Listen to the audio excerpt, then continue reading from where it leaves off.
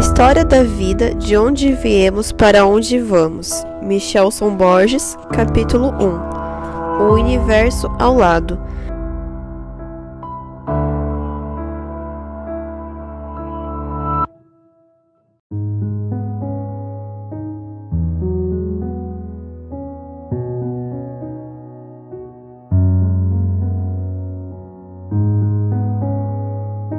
Quase sempre preferimos o conforto da opinião sem o desconforto da reflexão. John Kennedy. Minha esposa Débora estava assistindo a aula de História da Educação em seu curso de Pedagogia, quando o professor começou a falar sobre a origem do ser humano de acordo com a ótica darwinista. Ela tentou se segurar, mas não resistiu. Ergueu a mão, pediu a palavra e disse: "Professor, isso que o senhor está descrevendo se trata de um modelo sobre as origens. Seria bom mencionar que há outros pontos de vista." "Então você é criacionista?" Ele perguntou com um misto de surpresa e admiração pelo fato de ela ter se manifestado com firmeza. "Sim, sou," ela respondeu. "Então eu proponho o seguinte: serei o advogado do diabo e você defenderá o criacionismo, tudo bem?" Nos minutos seguintes, as colegas de classe de minha esposa assistiram ao verdadeiro debate entre defensores de cosmovisões diferentes.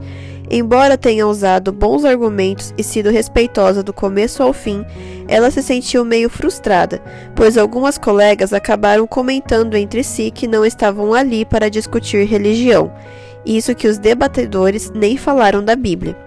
No começo do ano seguinte, uma amiga da minha esposa que havia iniciado o curso de pedagogia comentou com ela: "Débora, hoje o professor de História da Educação começou a aula assim. Existem pelo menos duas maneiras de entender a origem da humanidade. A que vou expor para vocês é a versão darwinista." A frustração se transformou em satisfação quando a Débora percebeu que tinha valido a pena se manifestar naquela aula um ano antes. O universo ao lado. Nome que dei a este capítulo é, na verdade, o título criativo do livro do escritor James Sear, no qual ele fala sobre a importância de conhecermos as cosmovisões que determinam a maneira como as pessoas pensam e se conduzem na vida. Segundo Sear, todos têm uma cosmovisão. Toda vez que pensamos sobre qualquer coisa, desde um pensamento casual, onde deixei meu relógio, até a mais profunda questão: quem sou eu? Estamos operando dentro de um esquema de pensamentos e ações. Na verdade, isso é apenas a hipótese de uma cosmovisão básica ou simples, que nos permite pensar como um todo. Naquele dia, na sala de aula da minha esposa, duas cosmovisões, dois universos entraram em contato, e esse tipo de diálogo acaba sendo mais produtivo se os dois lados conhecerem um pouco do universo do outro, procurando se desarmar dos preconceitos. Essa abertura mental é necessária para compreender que o mesmo fato pode ser interpretado de maneiras diferentes, dependendo da cosmovisão que assumimos. Conforme escreveu Philip Johnson no prefácio do ótimo livro Verdade Absoluta de Nancy Pearcey, compreender como são formadas as cosmovisões e como guiam ou limitam o pensamento é o passo essencial para entender tudo o mais. Em geral, não vemos nossa própria cosmovisão, mas vemos tudo olhando por ela. Em outras palavras, é a janela pela qual percebemos o mundo e determinamos, quase sempre subconscientemente, o que é real e importante, ou irreal e sem importância. Criacionistas, ou como Henry Moore diz, criacionistas e evolucionistas, possuem exatamente os mesmos dados. A realidade é a mesma para eles. Contudo, a percepção dessa realidade e a interpretação dos dados podem ser notavelmente diferentes para ambos. Explorando os universos. Para entender melhor a cosmovisão criacionista bíblica, vamos fazer uma viagem mental rumo ao princípio. Veremos o filme da história da vida em alta velocidade, de modo que os eventos que ocorreram em uma semana ocuparão alguns instantes em nosso relato. No exato local em que você está agora, há apenas o vazio, o nada absoluto. Súbito, uma luz intensa rasga e afugenta as trevas ao seu redor. A luz parece vir de todas as direções e é acompanhada por uma poderosa voz que diz: haja luz. Você vê agora à sua frente um grande planeta todo coberto por água. Em instantes, no tempo de nosso relato, contempla porções secas aparecendo em meio às águas, e nessas porções, aqui e ali, começam a surgir plantas, árvores frondosas e relva de um verde vivo crescem por toda parte, cobrindo a terra como um tapete esmeralda. Frutas de todas as variedades e cores, flores belíssimas de aroma muito agradável adornam o vasto mundo. O ar é puro e fresco.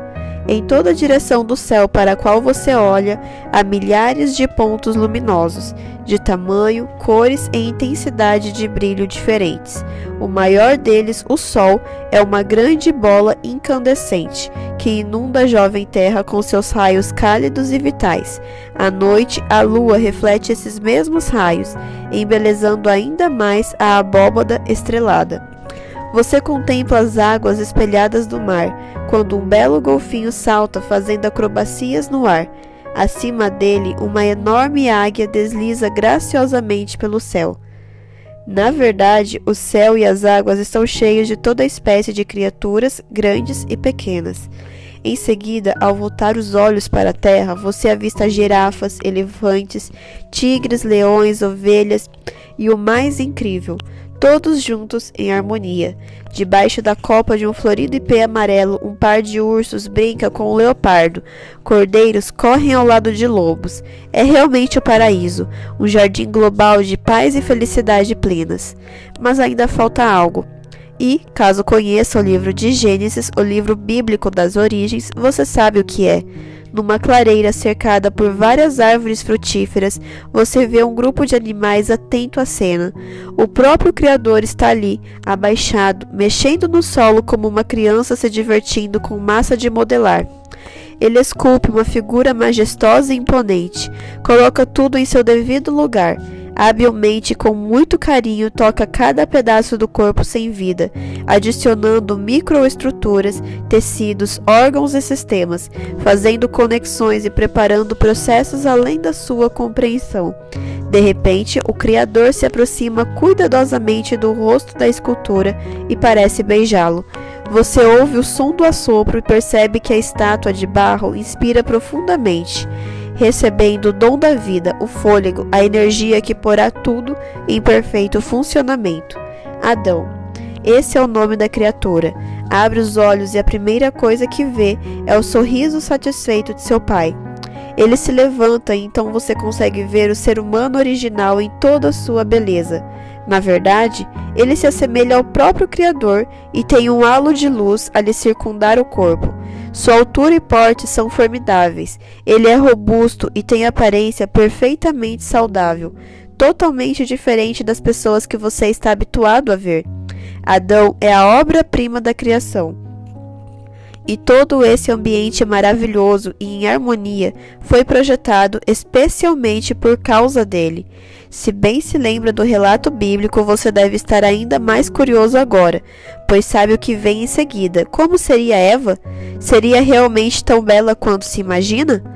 Você observa Adão dando nomes aos animais que vêm até ele em pares. De repente, ele se dá conta de que não tem uma contraparte, alguém que lhe seja igual, mas diferente. Imerso nesses pensamentos, o homem adormece. Não porque esteja cansado, pois isso não existe ali. Novamente, sem compreender muito bem o que está ocorrendo, você vê o Criador retirar uma parte de Adão, uma costela.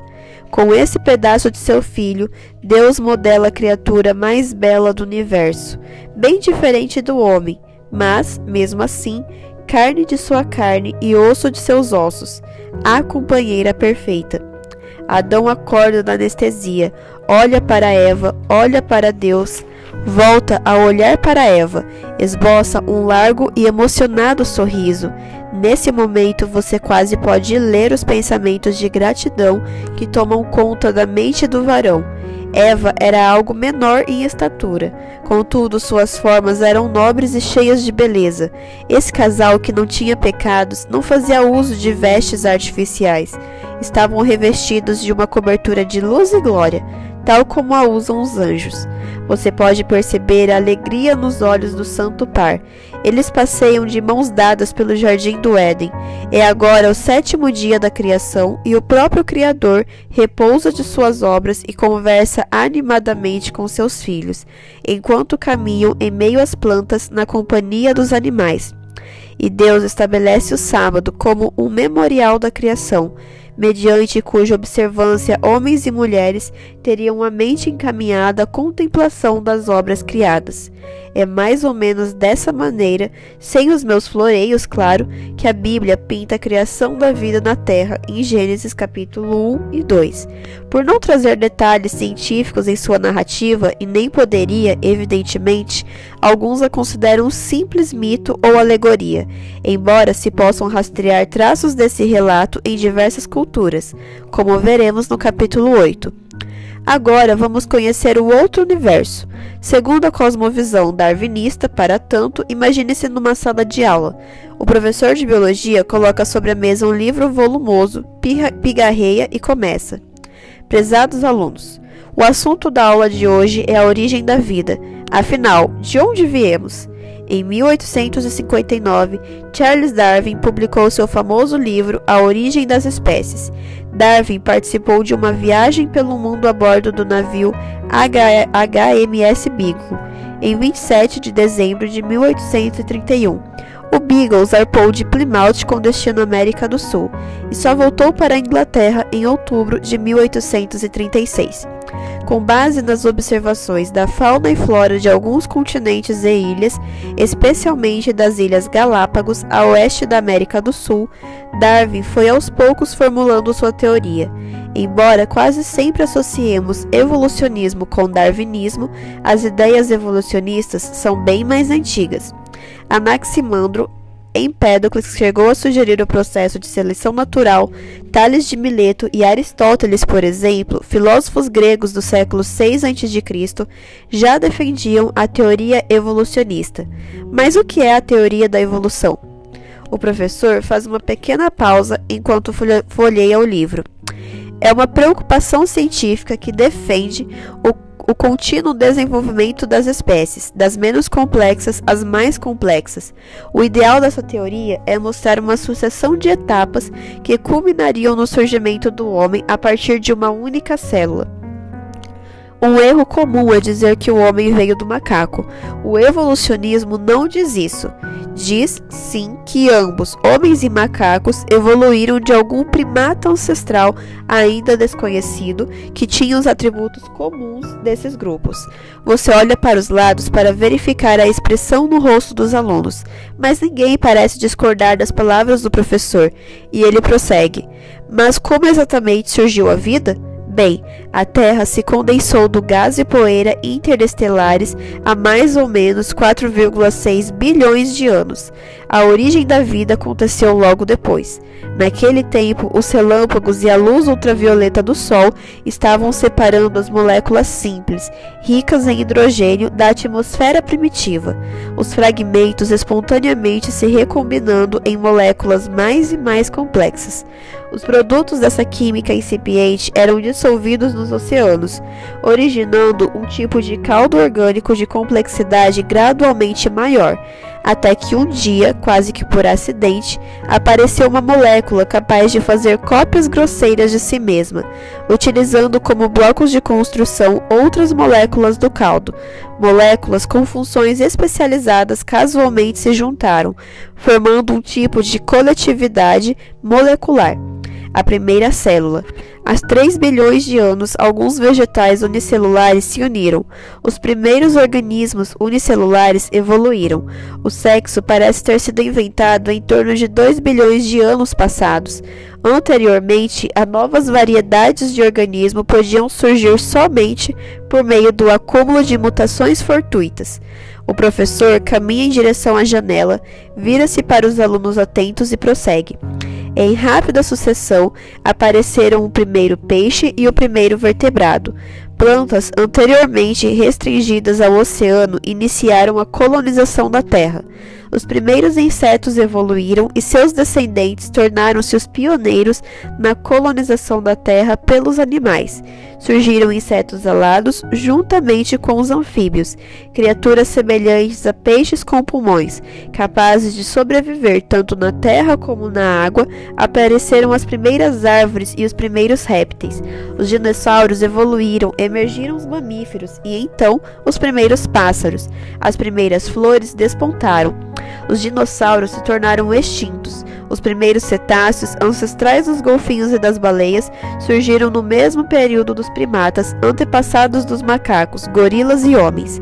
Há menos de 10 milhões de anos, as primeiras criaturas parecidas com seres humanos evoluíram, acompanhadas por um aumento espetacular no tamanho do cérebro, e então, somente há poucos milhões de anos, emergiram os primeiros humanos verdadeiros. É incrível como o professor utiliza as expressões apareceram, evoluíram, surgiram, casualmente, quase por acidente, com tanta naturalidade. Imersos nesse universo conceitual, os alunos também não se dão conta da fragilidade do relato e de seu caráter quase mítico. Na verdade, esse assunto da origem da vida é um beco sem saída. O próprio Stephen Hawking, conceituado cientista britânico, admite em seu livro O Universo numa Casa de Nós: os sistemas mais complexos que temos são nossos próprios corpos. A vida parece ter se originado nos oceanos primordiais que cobriam a Terra há 4 bilhões de anos. Como isso aconteceu, não sabemos. Pode saber ou ser que colisões aleatórias entre átomos formaram macromoléculas, capazes de se reproduzir e de reunir estruturas ainda mais complexas. O que sabemos é que, há 3,5 bilhões de anos, a altamente elaborada molécula de DNA surgiu. Nos primeiros 2 bilhões de anos aproximadamente, a taxa de aumento da complexidade deve ter sido da ordem de uma unidade de informação a cada 100 anos. A taxa de aumento da complexidade do DNA aumentou gradualmente para cerca de uma unidade por ano nos últimos milhões de anos, até que, cerca de 6 ou 8 mil anos atrás, um novo e maior progresso ocorreu. Nós desenvolvemos a língua escrita. O grau de complexidade aumentou tremendamente. Com todo respeito a Hawking, afinal, juntamente com Carl Sagan e outros cientistas, ele ajudou a moldar minha visão da ciência. É muita credulidade, e acho que não tenho toda essa fé. No livro Signature in the Cell, Assinatura da Célula, o Dr. Stephen Meyer mostra que o código digital embutido no DNA aponta poderosamente para o design inteligente e ajuda a desemaranhar o mistério que Darwin não conseguiu elucidar. Como a primeira forma de vida surgiu? As pesquisas do Dr. Meyer mostram que as novas descobertas científicas estão apontando para o design inteligente como a melhor explicação para a complexidade da vida e do universo, e não o acaso, como sugere Hawking. Ufanismo darwinista. A revista Ciência Hoje, de julho de 2009, traz a matéria de capa Darwin e Evolução, uma teoria que mudou o mundo. O editorial apresenta, em minha opinião, uma das melhores definições do que é darwinismo e mostra o tamanho do preconceito que existe contra o criacionismo e a teoria do design inteligente. Há 150 anos era publicado um livro que mudaria radicalmente nossa concepção da natureza, A Origem das Espécies, do naturalista inglês Charles Darwin. Propunha uma teoria avassaladora, a de que existiria um parentesco evolutivo entre todos os seres vivos, mostrando que os humanos e os macacos descendem de um ancestral comum. Dessa forma, Darwin rompia com o dogmatismo religioso que concebe a nossa espécie como fruto da criação divina. Com sua teoria, ele atribuía um novo significado para o ser humano, o produto de um processo natural responsável por toda a diversidade biológica existente. Mais de um século e meio depois, a obra de Darwin se mantém atual e poderosa. Ela sobreviveu a todos os testes a que foi submetida desde sua origem. Com a incorporação dos conhecimentos advindos da genética, ela atingiu sua maioridade e mostrou-se capaz de contestar as teorias criacionistas e do desenho inteligente, limitando-as a alternativas que não estão à altura do evolucionismo por terem argumentos religiosos e não científicos. alguns pontos se sobressaem ao ler esse editorial ufanista. A revista insiste na tese, nunca empiricamente demonstrada, de que todos os seres vivos descendem de um mesmo e desconhecido ancestral, macroevolução. Extrapolando os dados observacionais que dizem respeito apenas à diversificação de baixo nível, microevolução, tratarei desse assunto com mais detalhe no próximo capítulo. 2. A revista tenta colocar Darwin como um herói que suplantou o dogma da criação, como se essa doutrina bíblica basilar se tratasse de simples dogma religioso e não houvesse evidências de design inteligente na natureza. 3. Afirma que o ser humano é o produto de um processo natural responsável por toda a diversidade biológica existente, deixando claro que o evolucionismo teísta é darwinisticamente insustentável, uma vez que o darwinismo é puramente naturalista. Assim, ou a pessoa é darwinista e exclui Deus de todo o processo, ou é criacionista e crê na criação sobrenatural dos primeiros tipos básicos de vida. Afinal, vida só provém de vida, como demonstrou Louis Pasteur, que desde então passaram por processos mais ou menos limitados de diversificação. 4. O texto afirma também que, mais de um século e meio depois, a obra de Darwin se mantém atual e poderosa, ignorando completamente o crescente número de cientistas, não apenas criacionistas ou do design inteligente, que têm aderido à lista Descent from Darwin. 5. O texto ignora o fato de que os avanços em genética e biologia molecular, na verdade, ajudaram a abrir uma caixa preta inconveniente para o darwinismo, uma vez que se provou ser a vida, mesmo a de uma simples célula muito mais complexa do que se supunha no tempo de Darwin. Tanto é assim que alguns cientistas evolucionistas têm proposto a origem extraterrestre da vida. Falaremos mais sobre isso no próximo capítulo, já que estão percebendo que nem em mais de 3 bilhões de anos a geração espontânea da vida seria possível aqui na Terra. E 6. Com o argumento evasivo, o editorial da conceituada revista polariza a questão como sendo um debate entre ciência, darwinismo e religião, criacionismo, design inteligente, mas não é assim. Os teóricos do design inteligente nem sequer se referem a livros de tradição religiosa ou a Deus, apenas demonstram que existem evidências de teleologia, projeto na natureza e não mero acaso cego.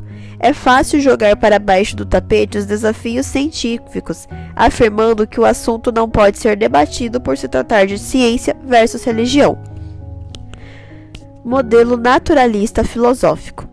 Segundo o professor Orlando Ritter, pioneiro na defesa do criacionismo no Brasil, evolucionismo é um modelo tipicamente naturalista, uniformista e afinalista, preconizando um contínuo aumento de complexidade em toda a natureza. Pretende explicar a origem, o desenvolvimento e mesmo o significado de todas as coisas e seres em termos estritos de leis naturais e de processos operando tanto hoje quanto no passado. Princípio de uniformismo, segundo o qual o presente seria a chave do passado. Assume o aumento crescente de complexidade das coisas e dos organismos, sem a intervenção de qualquer agente criador externo à natureza, e postula que, independentemente de desígnio, o universo e as entidades que há nele evoluem continuamente por si mesmos e mediante propriedades neles inatas para níveis cada vez mais elevados de organização. O advogado e professor Philip Johnson, em seu ótimo e contundente livro Darwin no Banco dos Céus, sustenta que evolução pode significar qualquer coisa, desde a declaração não controversa de que a bactéria desenvolve resistência aos antibióticos à grande afirmação metafísica de que o universo e a humanidade evoluíram inteiramente por forças mecânicas sem propósito. Uma palavra elástica, assim, é capaz de induzir ao erro, dando a entender que sabemos tanto sobre a grande afirmação quanto sabemos sobre a pequena afirmação. Ritter e Johnson estão de acordo em afirmar que o darwinismo, a despeito das várias compreensões a respeito do que seja evolução, é um modelo naturalista, ou seja, está teoricamente embasado no naturalismo filosófico, Isso significa que não há espaço para o sobrenatural em nenhum momento da história, nem mesmo na origem de tudo. Mas isso quer dizer que pesquisas criacionistas são inviáveis? Não é o que pensa o Dr. Leonard Brand, professor de Biologia e Paleontologia da Universidade de Loma Linda, na Califórnia.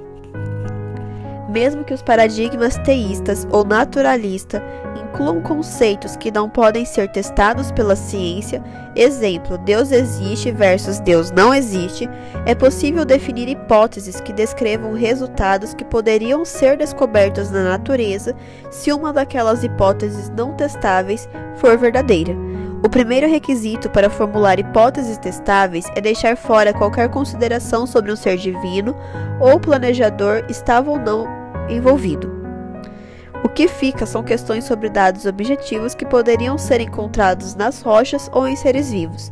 Em outras palavras, isso é naturalismo metodológico, com o qual os criacionistas também concordam. Afinal, é evidente que não se pode testar se Deus se envolveu na história da Terra, mas, se ele se envolveu, conforme descrito na Bíblia, esses eventos, especialmente a criação e o dilúvio, devem ter deixado algumas evidências no mundo natural, e essas evidências, sim, podem ser investigadas cientificamente.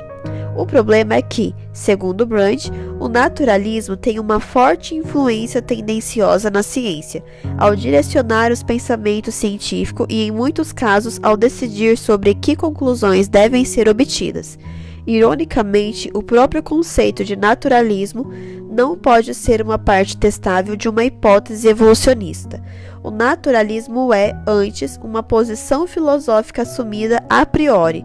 O sobrenatural não existe, e mesmo que haja evidências apontando para ele, deve-se buscar outras explicações. No livro Ensaios Apologéticos há uma ilustração útil. Para o naturalista, o universo é análogo a uma caixa selada. Tudo o que existe na caixa, a ordem natural, é causado ou explicável em termos de outras coisas existentes no interior da caixa. Nada, nem mesmo Deus, existe fora dessa caixa. Portanto, nada fora da caixa que chamamos universo ou cosmo ou natureza pode ter qualquer efeito causal sobre o interior da caixa. Veja alguns exemplos de hipóteses testáveis e não testáveis apresentados pelo Dr. Brand. Hipóteses não testáveis. Deus criou a vida. Hipóteses testáveis. Todos os organismos vivos e fósseis se encaixam em grupos descontínuos e não existe uma série de intermediários evolutivos entre os grupos principais. Hipóteses não testáveis. Deus não criou a vida. Hipóteses testáveis. Existiram no passado séries intermediárias entre os principais grupos de organismos. Hipóteses não testáveis. Deus provocou uma catástrofe geológica global. Hipóteses testáveis. A maioria das formações rochosas individuais se formou rápida e catastroficamente. Hipóteses não testáveis. Deus não provocou uma catástrofe geológica global. Hipóteses testáveis. A maioria das formações rochosas individuais se formou durante longas eras. O arenito coconino, por exemplo, foi depositado debaixo d'água. O arenito coconino não foi depositado debaixo d'água.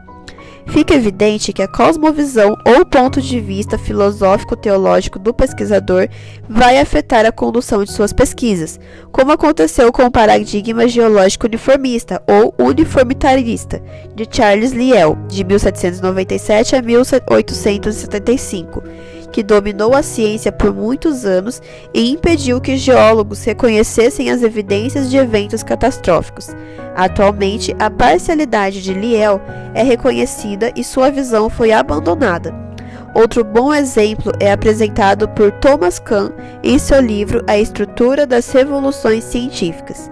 Um investigador que esperava aprender algo a respeito dos cientistas que consideram ser a teoria atômica, perguntou a um físico e a um químico eminentes se um único átomo de hélio era ou não uma molécula.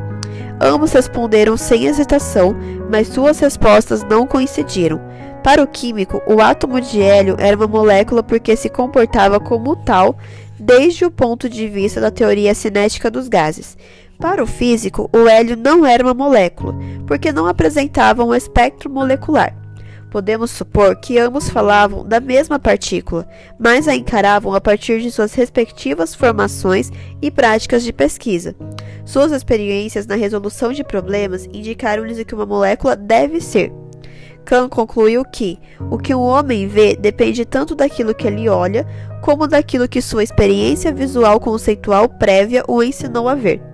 Assim, de posse dos mesmos dados, um cientista naturalista pode chegar a conclusões diametralmente opostas à de um cientista criacionista, e isso nada tem que ver com os fatos em si, mas com a interpretação deles à luz da cosmovisão escolhida e previamente adotada.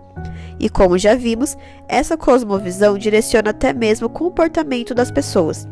Esta nota, publicada no site da revista Galileu, ilustra bem o que estou dizendo. Seu namorado tem essa péssima mania de olhar disfarçado quando passa uma mulher atraente? Culpe a seleção natural, como quase tudo que tem relação com o comportamento sexual masculino e feminino. Ao longo da evolução humana, o macho se destacou por sua capacidade de visão. Nos primórdios, a mulher ficava muito mais circunscrita a um local para onde o homem voltava e trazia prendas, alimento, frutos da caçada. Nessa busca por carne, o homem desenvolveu grande afinidade com a atividade visual. Ela se apresenta não apenas com relação ao sexo, mas certamente tem grande peso em sua dinâmica de atração. É o que primeiro lhe chama a atenção e segue tendo muito apelo até o final de sua vida, afirma Carmita Abdo, doutora em sexualidade e coordenadora do Núcleo de Medicina Sexual da Faculdade de Medicina do Hospital das Clínicas em São Paulo. Então, você pode até dar um beliscão bem forte no seu namorado, marido, pretê, mas saiba que as raízes de seu comportamento estão naquele antepassado, caçador de milhares de anos atrás. Isso também confirma o que você já sabia. Seu namorado é um pouquinho troglodita. Graças à cosmovisão darwinista naturalista, cada vez mais os seres humanos se tornam menos responsáveis por seus atos. Adultério, fornicação, lascívia, concupiscência dos olhos, enfim, pecado não mais existe. É tudo uma questão de evolução. Somos escravos dos genes, determinismo genético. Fazer o quê? Livre-arbítrio ou vontade livre é uma bobagem que os religiosos tentam colocar em sua cabeça. Se você é mulher, responda-me com sinceridade. Você escolheria casar com um homem darwinista para quem todo e qualquer tipo de comportamento, especialmente o sexual, se trata de um imperativo da natureza, ou com um criacionista que busca poder em Deus para vencer suas más tendências herdadas e ou cultivadas? Quando a metafísica atropela o empirismo. Quando se fala em empirismo, geralmente se está fazendo referência à experimentação. Na ciência, o empirismo é normalmente utilizado como equivalente ao método científico tradicional, que defende que as teorias científicas devem ser baseadas na observação do mundo em vez na intuição ou na fé. Por mais que alguns darwinistas tentem passar a ideia de que o evolucionismo é totalmente empírico, enquanto o criacionismo se trata apenas de religião ou metafísica, as coisas não são assim tão simples. O exemplo a seguir deixa isso claro. A revista super interessante especial 29 coisas que não fazem sentido, publicada em junho de 2008, traz uma série de mais de 60 matérias sobre temas que sob as lentes naturalistas não fazem sentido. Exemplo: por que as baleias têm cérebro tão grande? Por que temos câncer? Se os ETs existem, por que não fazemos contato? Por que o homem é o primata com o maior pênis? Por que temos fé? Por que morremos? Por que somos o único bicho com linguagem? Para que serve o sexo? Por que os humanos têm consciência? Se somos primatas, por que temos tão pouco pelo no corpo? Entre explicações risíveis e outras até bem fundamentadas, o texto que mais me chamou a atenção foi o que tratou da pergunta: por que a vida surgiu no universo? A matéria começa lamentando: pena que essa historinha, a do Big Bang e do surgimento e evolução da vida, ainda esteja longe de realmente explicar a coisa toda. Isso porque todo mundo entende o que aconteceu para que o universo acabasse produzindo vida, mas ninguém entende por que o universo nasceu configurado para permitir todas essas maravilhas. Parece uma sorte tremendamente grande.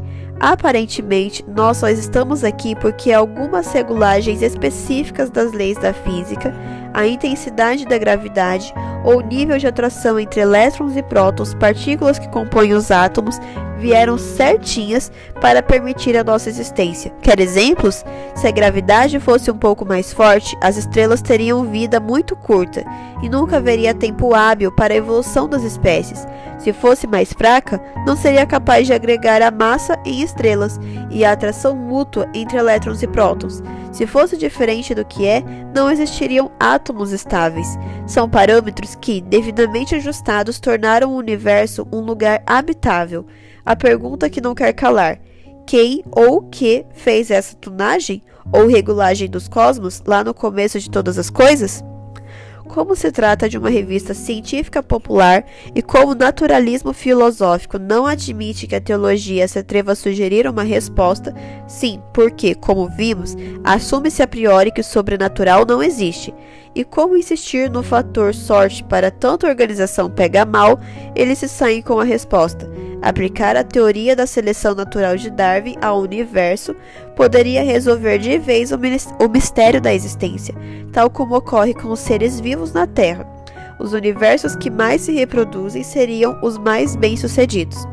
Claro, por que não pensaram nisso antes? A teoria explica tudo. Está tudo aí, para isso mesmo. Nada de sorte, nada de Deus, seleção natural cósmica. Segundo a super interessante, há cientistas que defendem a existência de infinitos universos, cada um com sua afinação diferente. O nosso não teria nada de especial. Seria apenas mais um de uma gama de universos totalmente desligados uns dos outros, componentes de um multiverso. E antes que a gente pergunte, eles respondem: a ideia é completamente metafísica. Outro tipo de roubalheira intelectual em que se usa de hipóteses não verificáveis para solucionar, entre aspas, um problema apresentado pela configuração do universo. Constrangedor, não? Não chega para lá no criacionismo para defender a metafísica pura. Para não ficar no campo da especulação pura e simples, apelam para Darwin e a teoria explica tudo. E fica mais ou menos assim: surgiram muitos universos diferentes a partir de buracos negros. Por seleção cosmológica natural, é assim que o físico Liz Mollin chama o processo em seu livro A Vida do Cosmos. Os universos menos aptos a produzir vida, ou mais aptos a produzir outros universos, estariam em número maior que os que têm poucos filhos. Resultado, torna-se de súbito muito mais provável que estejamos em um universo como o nosso, em vez de em qualquer outro menos prolífico, digamos, simples, não? Evidência que é bom. Nada. Detalhe: a matéria seguinte trata da pergunta: por que sabemos tão pouco sobre a existência de Jesus?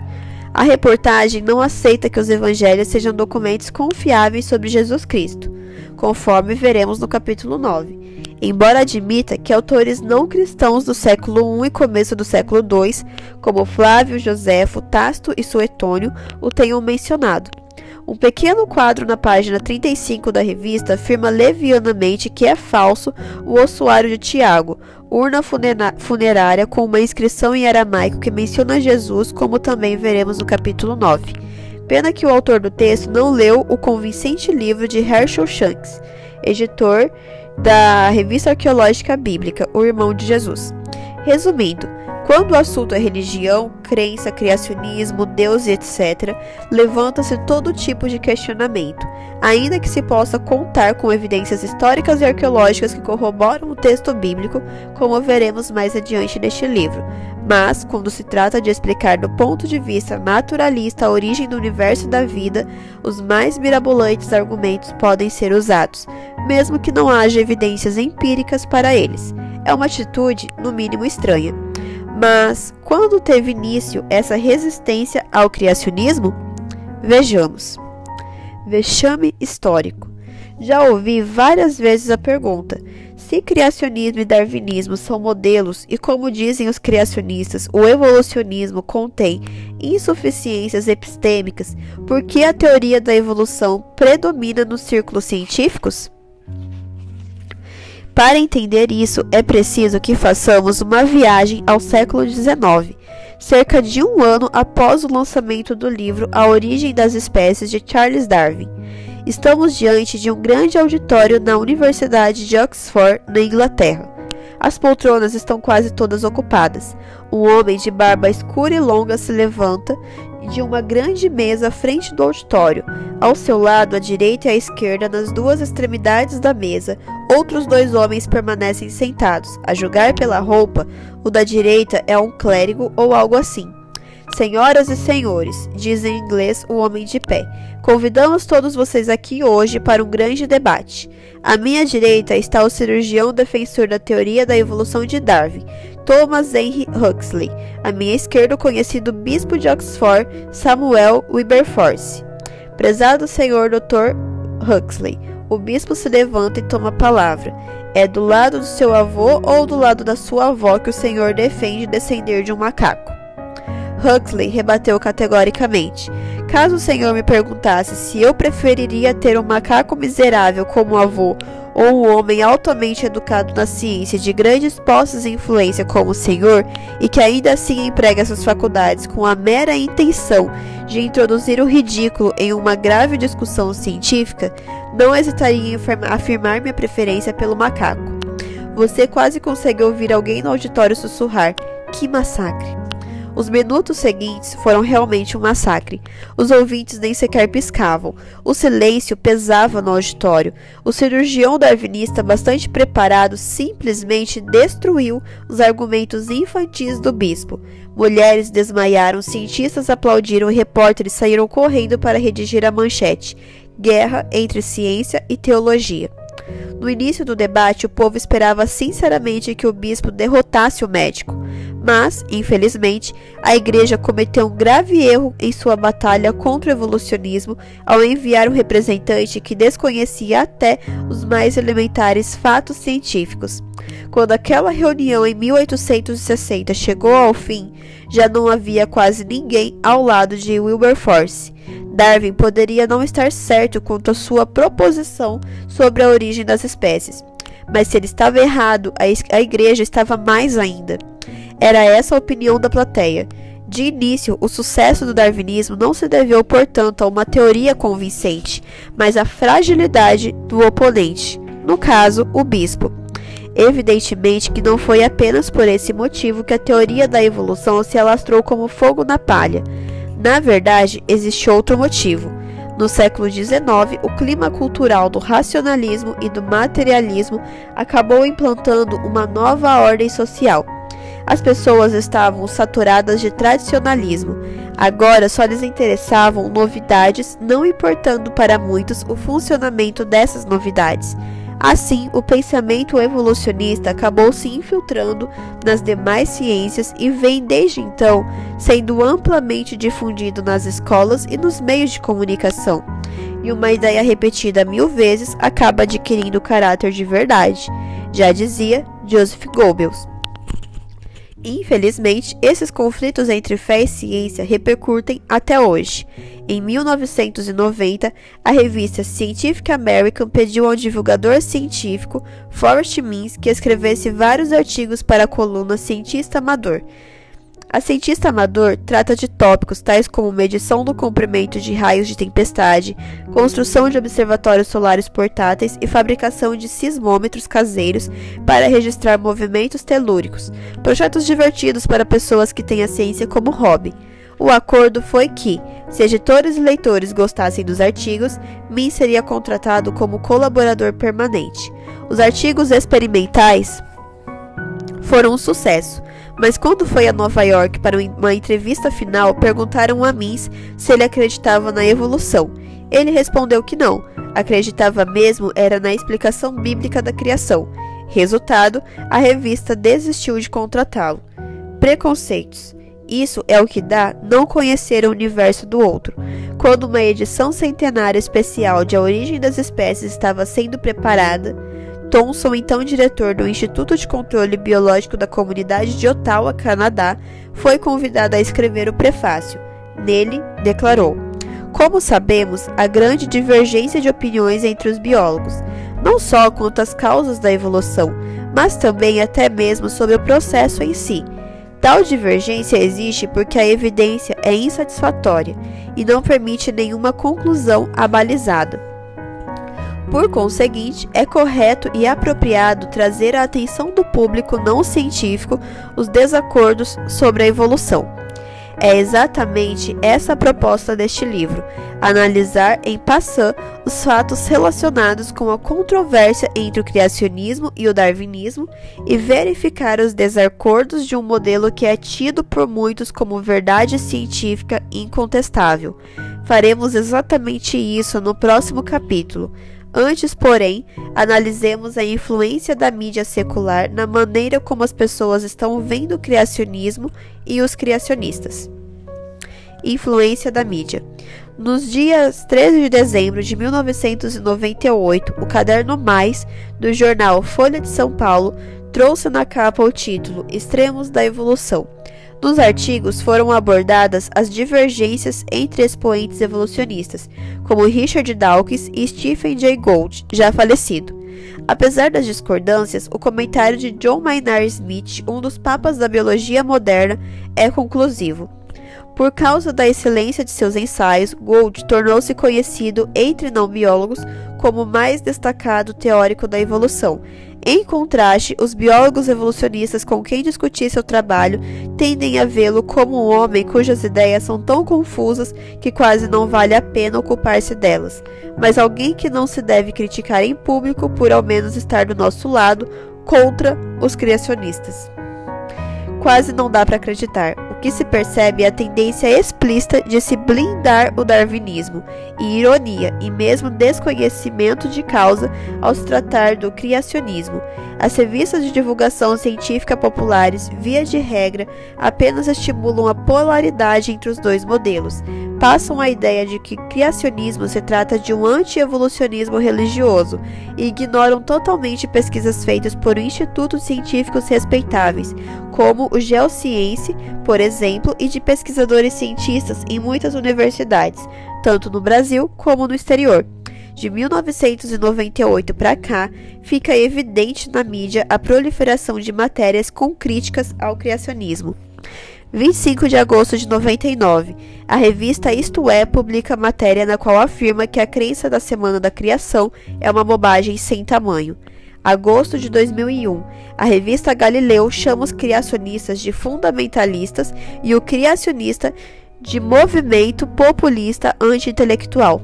Julho de 2002, a revista Galileu afirma que a religião é um subproduto da evolução. Julho e dezembro de 2003, a Super Interessante faz ataques diretos à Bíblia. A revista Época, do dia 22 de dezembro de 2003, traz uma declaração leviana de Neil Asher Silberman, um dos autores do livro A Bíblia Não Tinha Razão, depois que se provou que o mundo não foi criado em 7 dias. Quem provou? Onde isso foi publicado? Novembro de 2004, a revista National Geographic afirma que os indícios da evolução são inegáveis, apesar da pergunta estampada na capa: Darwin estava errado? 3 de janeiro de 2005, a revista Época chama os criacionistas de ignorantes. Maio de 2005, a revista Ciência Hoje considera o ensino do criacionismo uma esquizofrenia pedagógica. 8 de fevereiro de 2006, a revista Veja diz que a tese bíblica de que Deus criou todos os seres vivos é treva. E para completar, no dia 28 de junho de 2005, a Folha de São Paulo publica matéria sobre o físico Marcelo Gleiser, na qual ele afirma que ensinar criacionismo é crime. Graças a esses veículos da imprensa, a ideia que se tem dos criacionistas é de que eles são bobos, anti-intelectuais, ignorantes, esquizofrênicos, obscuros e criminosos. Estudos conduzidos por Robert Cialdini, professor da Arizona State University, demonstram que as pessoas têm grande tendência de fazer o que a maioria faz ou pensar como a maioria pensa. Segundo Cialdini, somos naturalmente Maria vai com as outras. Com toda essa propaganda negativa, não é de se estranhar que muita gente alimente preconceito contra os criacionistas, muito embora nem sequer conheça o criacionismo.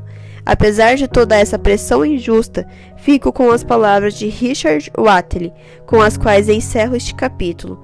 Uma coisa é desejar ter a verdade do nosso lado, outra é desejar estar do lado da verdade, custe o que custar. Cosmovisão criacionista. No livro The Hurt, o autor Clyde Webster apresenta um bom resumo dos aspectos que o criacionismo aceita como válidos. Primeiro, Deus ordenou que aparecesse a matéria física do universo e chamou à existência os ancestrais das criaturas viventes atuais. 2. As obras criadoras de Deus se manifestaram durante o limitado período de tempo de 6 dias de 24 horas. Alguns incluem a criação de todo o universo nesse espaço de tempo, ao passo que outros incluem somente a criação da matéria orgânica viva da Terra. 3. Embora reconheça que as formas vivas se modificam, tais mutações são limitadas e não progressivas. 4. Com a queda espiritual do homem, novas forças começaram a operar na natureza. Essas forças causaram decadência e o afastamento do original e perfeito plano criativo de Deus. Essas forças ainda se encontram em atividade nos dias de hoje. 5. A superfície da Terra foi dramaticamente alterada por meio de uma catástrofe global, conhecida como Dilúvio de Gênesis. Maiores detalhes sobre o dilúvio no capítulo 4. Muitas espécies de plantas e animais foram extintas durante os eventos ocorridos naquela ocasião. 6. O mundo de hoje é apenas um reflexo distorcido da criação original. Por causa dessa distorção e decadência, os registros do passado talvez não sejam totalmente confiáveis ou facilmente interpretados. 7. Tão somente por meio do conhecimento que provém da revelação sobrenatural é que se pode compreender o verdadeiro registro da história passada da Terra. E 8. O infinito poder de Deus continua sustentando e controlando o universo.